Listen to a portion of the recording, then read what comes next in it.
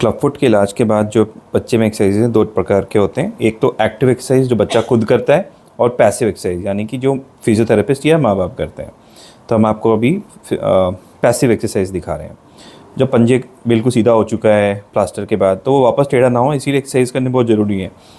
तो एक्सरसाइज में ज़रूरी है कि हम इधर के मांसपेशियों को वापस स्ट्रेच करते रहें, यानी कि खिंचाव देते रहें। तो इधर के मांसपेशियाँ और इधर की मांसपेशियाँ, यही मांसपेशियाँ क्लब फुट या मेटाटार्सस एडक्टस नामक बीमारी में टाइट होते हैं। तो इन दोनों को हमें लगातार कई सालों तक स्ट्रेच करके यानी कि खिंचाव देते रहना है, सो दैट वो वापस पैर अंदर की तरफ ना आए और पंजा वापस नीचे ना आए। तो बेसिकली एक्सरसाइज में यानी कि कसरत में हमें इन सबको स्ट्रेच करके रखना है। ये समझ में आएगा तो कभी गलती नहीं होगी। तो ये बेसिक एक्सरसाइज जो है, ये पंजे जब अंदर टेढ़े होते हैं उनके लिए होता है। तो इसमें अगर आप ध्यान दो, पंजे को पीछे से होल्ड किया, केवल पिछला पार्ट। तो पंजे का एक पिछला पार्ट होता है, एक आगे का पार्ट होता है। पिछले पार्ट को होल्ड करके रखा और अपने पाम को पंजे के आगे वाले हिस्से पे पकड़ के रखा एंड पीछे वाले को स्थिर रख के आगे वाले हिस्से को बाहर की तरफ किया। तो ये दिन में 10 बार होना चाहिए, हर बार में 10 बार, और एक एक सेटिंग में एक बार जब आप स्ट्रेच कर रहे हो तो 10 सेकंड तक 1 2 10 तक काउंट किया, फिर छोड़ा, फिर 10 तक काउंट किया, फिर छोड़ा। ये चीज़ 10 बार और वो 10 बार दिन में 10 बार। ओके। उसके बाद उंगलियों को स्ट्रेच करना, क्योंकि ये भी मसल्स इधर से ही आती हैं, तो इनको भी स्ट्रेच करना ज़रूरी है। तो इससे हमने इधर के मसल्स को स्ट्रेच किया, इधर वाले। ये उंगलियों के स्ट्रेच करने से हमें इधर के मसल्स को स्ट्रेच करने में आसानी हुई, तो ये उंगलियों को स्ट्रेच हुआ। अब हमें पिंडलियों यानी कि काफ मसल्स को, और पीछे एक्लीस टेंडन होती है, इनको स्ट्रेच करने के लिए पंजे को स्ट्रेट पकड़ के, ये पंजे को हल्का सा अंदर टिल्ट करके, एड़ी को ऐसे पकड़ के और ये स्ट्रेच करना है। तो इसमें ये ध्यान रखना कि ऐसे ना करें कभी भी, ठीक है। ये गलती बहुत पेरेंट्स करते हैं, बहुत से फिजियोथेरेपिस्ट भी करते हैं। ऐसे पंजे को नहीं करना चाहिए, क्योंकि छोटे बच्चे में हड्डियाँ कार्टिलेजिनस होती हैं, वो हड्डी टूट जाती है या फुट बीच से ब्रेक हो सकता है। इसलिए पूरे पंजे को हाथ में पकड़ें, जिससे कि प्रेशर इक्वली डिस्ट्रीब्यूट हो पूरे पंजे में। पंजे को हल्का सा अंदर टिल्ट और ऊपर, ये सही तरीका है स्ट्रेच करने का। तो जैसे अगर आप नीचे से देखो वही चीज़ को, तो एड़ी अब बिल्कुल इसकी सीधी है, ठीक है। एड़ी बिल्कुल बाहर की तरफ आ चुकी है, पंजा सीधा है, ठीक है। सो हमें यही मेंटेन करके रखना है। तो ये वाले एक्सरसाइज हमने बात कर ली, ठीक है। 10 बार 10 बार उंगलियां ऊपर, और जैसा हम नीचे काफ मसल्स पिंडलियों को स्ट्रेच करने की जो एक्सरसाइज की बात कर रहे थे, पंजे को यूं पकड़ा, एड़ी को यूं थामा और हल्का सा अंदर टिल्ट किया। ये ट्विस्ट होना ज़रूरी है। अगर आप ये नहीं करोगे, ऐसे करोगे, तो फिर एक्चुअली जो अभी हमें जो स्ट्रेच चाहिए वो फिर पिंडलियों में नहीं पहुंचेगा, वो फिर जोड़ बाहर की तरफ जाना शुरू कर देंगे, जो हमें नहीं चाहिए। हमें पिंडलियों पे वो स्ट्रेच लाना ज़रूरी है। इसीलिए पीछे के जॉइंट्स को हमें लॉक करना ज़रूरी होता है। तो ये पीछे के पंजे के पीछे वाली हड्डियों को लॉक करने के लिए हल्का सा टिल्ट होना ज़रूरी है, जैसा हम इसमें देख रहे हैं, और फिर ऊपर, ठीक है। ये भी दिन में 10 बार, हर सिटिंग में 10 बार, और एक बार में 10 सेकंड तक काउंट किया, फिर छोड़ा। अगर आप ध्यान दो, इसमें घुटना सीधा होना चाहिए। जब आप ये एक्सरसाइज कर रहे हो तो घुटना सीधा होना चाहिए, नहीं तो अगर आपने घुटना मोड़ के वही चीज़ किया, फिर आपको वो फ़ायदा नहीं दिखेगा, क्योंकि यहाँ पे पिंडलियों में 2 मसल्स होती हैं।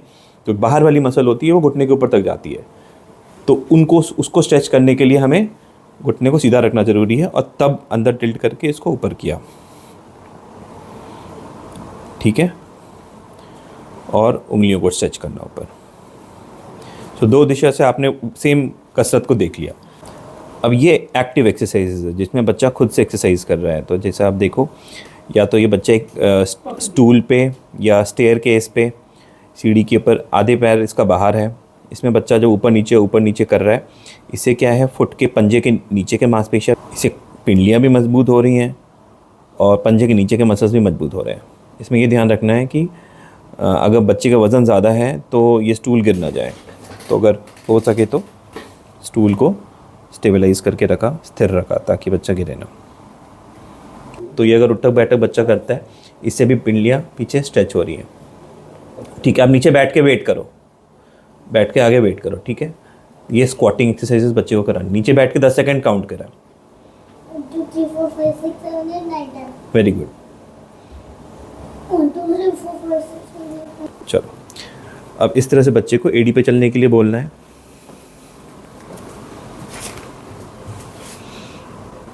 अब जिस तरह से ये बच्चा टोज पे चल रहा है, ये टो वॉकिंग हुआ। अगला एक्टिव एक्सरसाइज है, ये छोटे बॉल्स, कोई भी बॉल हम यूज़ कर सकते हैं, यहाँ मेटल बॉल यूज़ कर रहे हैं। ये बच्चे को उंगलियों से, पैरों की उंगलियों से पकड़ने के लिए बोलना है। उठाओ, दूसरा पकड़ो, रख दो, फिर से उठाओ, उठाओ, रख दो, दूसरा उठाओ। बहुत इजी है। वेरी गुड भाई। बच्चे को ये टॉवेल या पेपर नीचे रख के पंजे से, उंगलियों से पकड़ने के लिए इनकरेज करना है। फिर से करो। ये भी पंजे के निचले साइड वाले जो मसल्स होते हैं उनके व्यायाम के लिए बहुत ही इंपॉर्टेंट एक्सरसाइज है। इसको कहते हैं इंट्रिंसिक मसल स्ट्रेंथनिंग एक्सरसाइजेस। फिर से पकड़ो। तो एक छोटा सा टॉवेल, हैंड टॉवेल को नीचे रख के या पेपर टॉवेल को रख के भी किया जा सकता है। तो ये अगला व्यायाम है जिसमें कि बच्चा अपने पंजे के ऊपर के मांसपेशियों को इस्तेमाल करके पंजे को ऊपर कर रहा है। तो इससे पैरों के ऊपर वाले जो मांसपेशियां हैं वो मजबूत होते हैं, आगे के जो मसल्स हैं वो मजबूत होती हैं। इसको कहते हैं एंकल डॉर्सिफ्लेक्सर एक्सरसाइजेस। ऊपर नीचे, ऊपर नीचे। पंजों की एक्सरसाइज के साथ साथ ज़रूरी है कि घुटने के भी व्यायाम साथ साथ हों, क्योंकि चलने के लिए पंजों के मांसपेशियों के साथ साथ पिंडलियों के प्लस पैरों के आगे वाले मसल्स की ताकत, उसके साथ साथ घुटने के आगे और घुटने के पीछे, इन सभी मांसपेशियों की ज़रूरत होती है एक सही तरीके से चलने के लिए। ऐसा नहीं है कि अगर हमने पंजा सीधा कर दिया तो बच्चा दौड़ेगा भागेगा। अगर बच्चे का पंजा सीधा भी है लेकिन अगर मांसपेशियाँ ढीली हैं तो भी बच्चा नहीं भाग पाएगा। इसीलिए ज़रूरी है पंजे के साथ साथ, पिंडलियों के साथ साथ, पैर के आगे के मसल्स के साथ साथ ये मसल्स और इसके पीछे वाले मसल्स, ये मसल्स, इसके पीछे वाले मसल्स, इनके भी व्यायाम हो। तो इसका एक तरीका है इसमें कि आप एक ये फोल्डेड टॉवल या कोई भी छोटा पिलो घुटने के नीचे रख के बच्चे को इसे दबाना है और 10 सेकंड तक काउंट करना है। 1 2 3 4 5 6 7 8 9 10 छोड़ो, टाइट। 1 2 3 4 5 6 7 8 9 10 तो आप देख रहे हो कैसे कि बच्चा अपने आप मांसपेशियों को टाइट कर रहा है और ढीला कर रहा है। टाइट। तो ये टाइट होने से ये गड्ढे दोनों तरफ दिखने चाहिए। इसका मतलब है कि ये बच्चा सही से मसल्स टाइट कर रहा है। टाइट। 1 2 3 4 5 6 7 8 9 10 तो ये टाइट होने से बेसिकली आप ये जो आगे के मसल्स हैं इन मांसपेशियों का व्यायाम हो रहा है। तो ये मांसपेशियां मजबूत हो रही हैं। जितनी बार बच्चा दिन में करता है उतनी बार ये मसल्स और स्ट्रांग होती हैं। तो ये भी दिन में 10 बार, एक बार में 10 बार और एक बार में, एक सिटिंग में 10 सेकंड तक काउंट करना है। और यही एक्सरसाइज अब दूसरे पैर में काउंट। 6 7 8 9 10 छोड़ो, स्टार्ट। 1 2 3 4 5 तो ये मांसपेशियों को ये टाइट कर रहा है। आप टाइट, 1 2 आप महसूस भी कर सकते हो कि किस तरह से बच्चा अपने मसल्स को टाइट कर रहा है। तो ये बहुत ज़रूरी एक्सरसाइज है। कोई भी बच्चा जिनके सर्जरी हुई हो या किसी प्रकार की भी घुटने की सर्जरी या पंजे की सर्जरी हुई हो, उसमें एक अकेला एक्सरसाइज बहुत ही लाभदायक होता है, क्योंकि इससे क्या होता है कि बच्चा लेटे लेटे भी एक्सरसाइज कर सकता है। उसमें फिजियोथेरेपिस्ट की ज़रूरत नहीं होती है, चलना ज़रूरी नहीं होता है, बैठे बैठे भी एक्सरसाइज किया जा सकता है। और इससे जब बच्चा रिकवर होता है सर्जरी से तो उससे चलने में आसानी होती है। तो आप लेटे लेटे बच्चे को इस तरीके से पंजे से अपने हथेली को ढकेलने के लिए बोल सकते हो। इससे भी मांसपेशियाँ, पिंडलियाँ पीछे जो है काफ मसल्स वो मजबूत होती हैं। ढकेलो। Very good. नीचे। Very good. नीचे ढकेलो। अब हम और ऊपर आते हैं। अब हम घुटने के साथ साथ कूल्हे के व्यायाम की भी बात करेंगे, क्योंकि वो भी बहुत ज़रूरी है चलने के लिए। अगर कूल्हे की मांसपेशियाँ कमज़ोर हो जाती हैं तब भी बच्चे को चलने में परेशानी होती है। तो कूल्हे के व्यायाम में सबसे आसान एक व्यायाम है जिसमें कि बच्चे को हम पैर ऊपर उठाने के लिए कहते हैं। तो इस तरीके से बच्चा पैर ऊपर उठा के 10 सेकंड तक रखे, फिर नीचे करे। दाहिने को करो, ऊपर उठा के रखे, 10 सेकंड तक काउंट करे, फिर नीचे किया। सो एक बार बायां एक बार दाहिना, दोनों पैरों का व्यायाम इस प्रकार से किया जा सकता है। इसे हम बेसिकली हिप के कूल्हे के आगे के मांसपेशियों को मजबूत कर रहे हैं। तो जिसे हम आगे के लिए बात कर रहे हैं, वैसे ही हम साइड के लिए भी अब अगला व्यायाम करेंगे।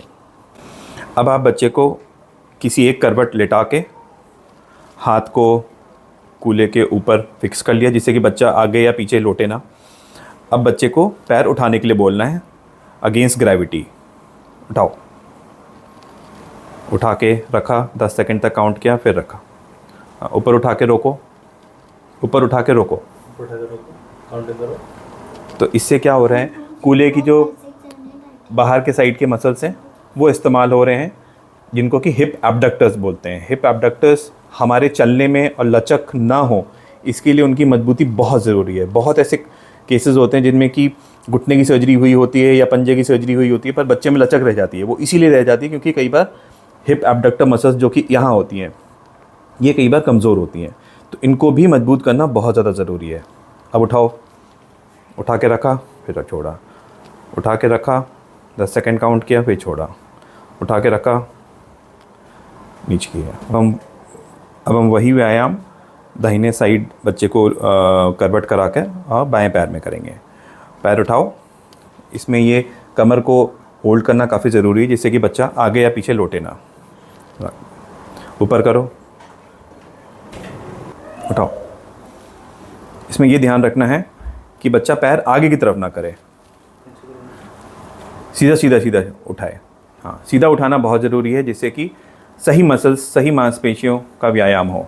नहीं तो अगर बच्चा यही करने में, अगर बच्चा किसी कारणवश सीधा ना उठा के अगर बच्चा ऐसे उठाता है पैर, तो उसमें ये हमारे जो हिप एब्डक्टर्स हैं वो इस्तेमाल नहीं होंगे, उसमें फिर कूल्हे के आगे के मसल्स इस्तेमाल होंगे, जो कि हम एनीवे जिस पे हमारा फोकस नहीं है इस पर्टिकुलर व्यायाम में। तो ये सही तरीके से उठना है, इस तरीके से उठना बहुत ज़रूरी है। साइड वेज बच्चा बिल्कुल करवट लेटा होना चाहिए, एक करवट, और ये इस तरीके से पैर उठना चाहिए, न कि इस तरीके से और न कि इस तरीके से। अब अगले व्यायाम में हम बच्चे को चित लेटा देते हैं। चित लेटा के यहाँ कमर पे हाथ रख दिया, जिससे कि बच्चा स्थिर रहे। और अब हम कूल्हे की जो पीछे के मांसपेशियाँ हैं, जो हमें चलने में मदद करते हैं, जिससे हमारी लचक नहीं होती, अब हम उनकी मजबूती के लिए जो व्यायाम करेंगे उसके बारे में बात करेंगे। तो इसको कहते हैं gluteal muscles, gluteal Maximus muscles बोलते हैं, जो कि हमारे हिप को पीछे, कूल्हे को पीछे करने में इस्तेमाल होते हैं। तब हम उसके इस्तेमाल के लिए जो व्यायाम करेंगे उसमें बच्चे को यूँ करवाना है। तो ये एक्सरसाइज बच्चा खुद से पैर उठा लेगा, तो जिससे कि मांसपेशियाँ कॉन्ट्रैक्ट होंगी और मजबूत होंगी। उठाओ, ये उठा के 10 सेकंड तक रखा, उठाओ, स्ट्रेट उठाओ, स्ट्रेट उठाओ, 10 सेकंड तक रोका, 10 सेकंड तक रोका। जितनी ज़्यादा देर तक बच्चा रोक पाएगा उतनी ज़्यादा देर तक मसल कॉन्ट्रैक्ट करेंगी और उतने ज़्यादा वो मसल्स मजबूत होंगी। तो ये हिप एक्सटेंसर एक्सरसाइज, यानी कि ग्लूटियल मैक्सिमस स्ट्रेंथनिंग एक्सरसाइजेस बोलते हैं इसे। उठाओ, हाँ, उठा के रोको। तो अल्टरनेटली दाहिने और बाएं पैर दोनों के ये व्यायाम होने ज़रूरी हैं। अब हम अगले एक्सरसाइज की बात करें तो ये है कोर स्ट्रेंथनिंग एक्सरसाइज, जिसमें कि बच्चा घुटने के बल अपने आप को खड़ा करके एक गद्देदार सतह पे उसको चलने के लिए बोला जा सकता है। इससे क्या होता है कि जो कमर के पीछे के मसल्स हैं प्लस कमर के जो आगे के मसल्स हैं, इन दोनों की मजबूती होती है। इसको कहते हैं कोर स्ट्रेंथनिंग एक्सरसाइज। तो एक छोटे बच्चे के लिए ये एक्सरसाइज बहुत ही आसान है और आराम से घर पे किया जा सकता है। अगले इस व्यायाम में आप एक मीडियम साइज़ के बॉल को लेके दोनों घुटने के बीच में रख के और बच्चे को घुटने को दबाने के लिए, घुटने को पास पास लाने के लिए बोलिए और बॉल दबना चाहिए। हाँ, जिस तरह से ये बच्चा दबा रहा है अपने पैर को, इस तरीके से बच्चे को दबाने के लिए बोलना है। 10 सेकंड तक काउंट किया, बॉल दबा के रखा, पंजे दूर दूर रहने चाहिए और घुटने आपस में दबाने के लिए बोलना है। तो जितनी ताकत ये मसल्स ये लगाएगा, उसमें ये जो अंदर के मसल्स हैं इसको कहते हैं VMO, वास्टस मीडियालिस ऑब्लिकस। ये मसल्स पटेला, ये जो नी कैप होती है, इसकी करेक्ट अलाइनमेंट के लिए बहुत ज़रूरी होती है। वो मसल्स इससे ताकतवर होती है। दबा कर रखो। दिन में अगर 8 से 10 बार ये एक्सरसाइज की जाए तो इससे घुटने की प्रॉब्लम में काफ़ी आराम मिलता है। तो अगर बड़ा बच्चा है तो थोड़ा बड़े साइज़ का बॉल लें, पर बॉल जो है वो बहुत नरम सा बॉल हो। बहुत हार्ड बॉल या फुटबॉल अगर हम यूज़ करेंगे तो बच्चा नहीं दबा पाएगा। तो कम से कम इतना होना चाहिए कि आप हाथों से वो बॉल को दबा सको, तभी वो बच्चा अपने पैरों से वो बॉल को दबा पाएगा। यही सारे व्यायाम हैं जिससे कि कोई भी पैर की सर्जरीज़, कोई भी मांसपेशियों की सर्जरीज़, पंजे के या घुटने के या हिप के, इन सब में बच्चों की रिकवरी में काफ़ी आराम मिलता है। और बच्चे ये खेल में बच्चे घर पे ये व्यायाम कर सकते हैं। इसमें कोई बहुत स्पेशलाइज्ड फिजियोथेरेपी सेंटर्स में जाने की ज़रूरत नहीं होती अनलेस कि बहुत कोई मेजर सर्जरी हुई हो। और ये सारे के सारे व्यायाम घर पे किए जा सकते हैं, आम घरों में की जा सकती है। इसमें कोई ज़्यादा खर्चा नहीं है और बहुत ही सिंपल सामान से बच्चे के मांसपेशियों में मजबूती आ सकती है।